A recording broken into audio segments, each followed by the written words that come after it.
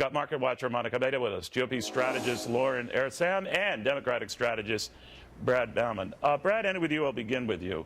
I flipped around and was watching coverage of this event, including those from left-leaning news channels, which would essentially be all news channels, but this one. But I'm kidding.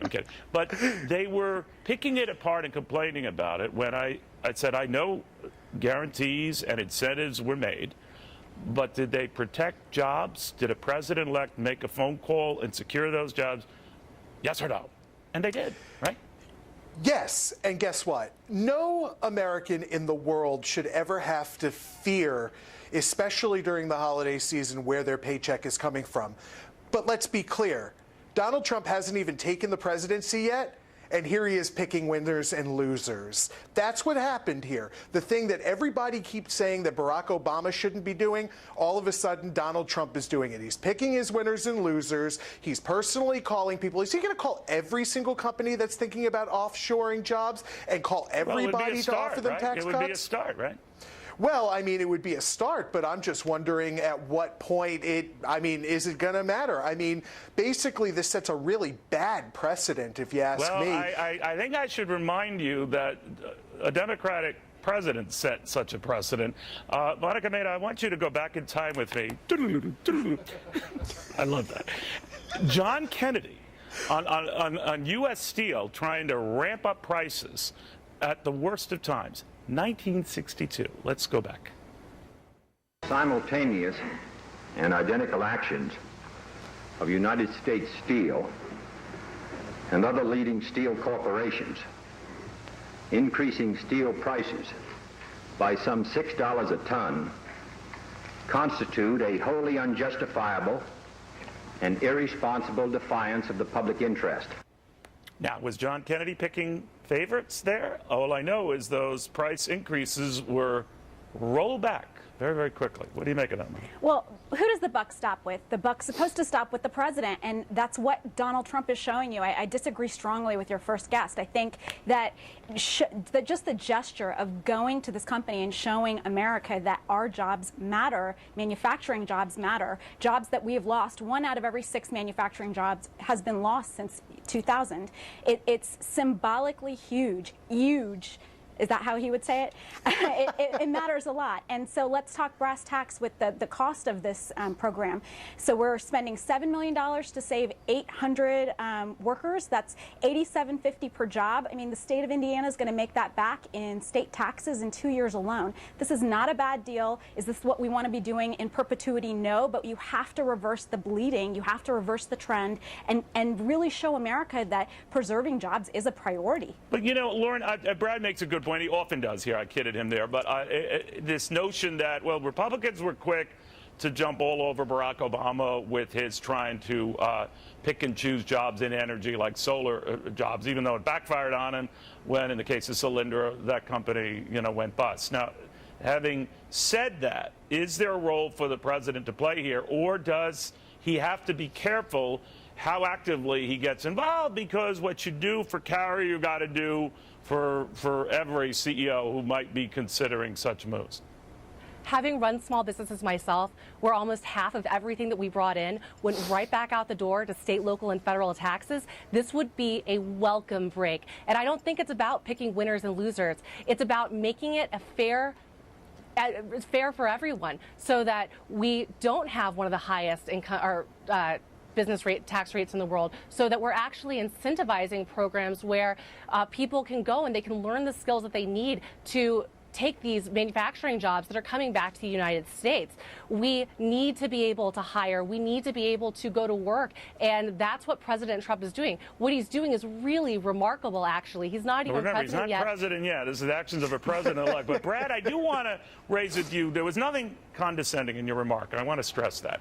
But there was certainly something condescending in Josh Earnest commenting on this earlier at the White House. I want you to react to this. Some people wondered if you were kind of taking a shot when you said, well, he's going to have to do it 800 more times to sort of get to where we are. Given the sensitivity of the people on the ground who are very worried, very concerned about losing their jobs, did you want to walk that back a little bit? No, because again, I certainly am not doing anything other than welcoming the announcement from Carrier that stands to benefit potentially 1,000 workers and 1,000 families in Indiana. Just a little rough math would indicate that if President Trump is fortunate enough to serve 2 terms in office for 8 years, he's probably going to have to average about 2 of these announcements a week, every week of his 8-year presidency, in order to meet the same standard. So, bar's high. Actually, it struck me, Brad, that the bar would be pretty low if you can brag about 800,000 manufacturing jobs over the course of 8 years. I don't know if that's such a high bar, but having said that, do you think it just seemed a little like, persnickety? Look, I don't think that what Josh was actually trying to do was trying to cast any sort of dispersion whatsoever on this deal. Yes, he was. He was dismissing it with a wave of a condescending he wasn't really dismissing it. I think that it's more likely that what he was trying to say was that the president can't be expected to be weighing in on every 800 people. Why not?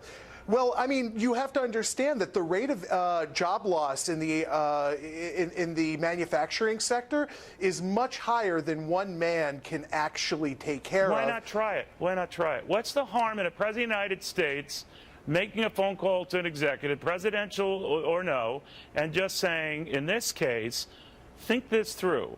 We're told that part of Donald Trump's pitch was to say, I'm going to lower taxes, lower regulations. I want you to sort of bear with me a little bit, give me time to enact my proposals, and then if, and now I'm taking the leap here, but then if you still feel it's in your vested interest to go elsewhere, I've tried. But that's what he's doing. And what is wrong with a president being a cheerleader for this country and trying to keep businesses here?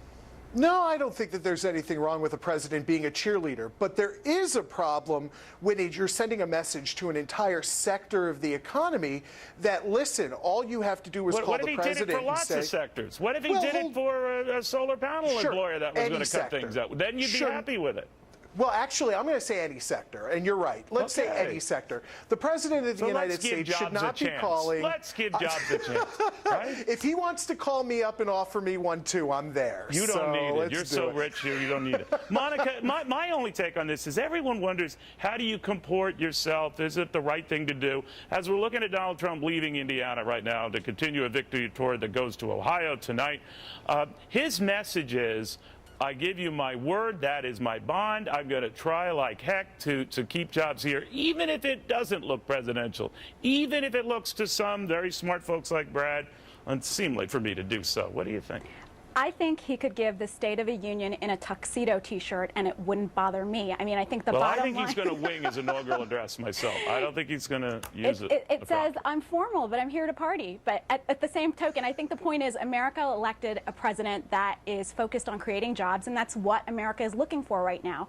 And, these stunts, you can call them stunts, but they're really savvy PR moves. Well, they're not a stunt to those 1,100 workers. Well, They've got jobs now. They've got a Merry Christmas coming. Absolutely, because of this stunt. Bring it back. It's very savvy from a PR perspective. Let's get out there. Let's show a win. Let's show America that we do prioritize I think it's more than America. that, Lauren. I think it's more than that. And I'm not taking blindsided loyalty left or right on this subject. I am saying this, Lauren. I think this sort of stuff gets the press and attention it does.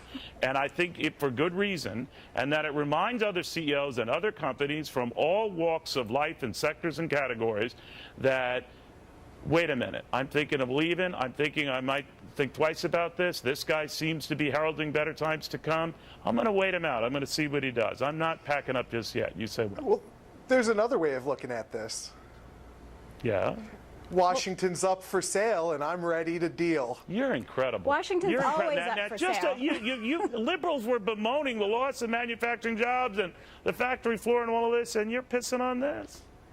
Well, I think to quote the great Norman Dale, the Hoosiers coach, we have a tradition in tournament play. We don't talk about the next game until we've played that game. And the thing here is we've saved 1,000 jobs. Now it's time to look, how are we going to save the next 1,000 jobs? Right. And if that means that we have to make phone calls and we have to negotiate and we have to find out that in a particular town they have a problem that nobody else has thought of, and this particular problem is what's keeping them from keeping those 1,000 jobs there, then we need to do that 800,000 more times until we bring the 5 million manufacturing jobs that have been lost since 2000 back to the United States. That's what needs to happen. Well, that's what real businessmen do. you. You all were great guests. A lot of people talk about whether it's unseemly for a president-elect to do this or a president to do this.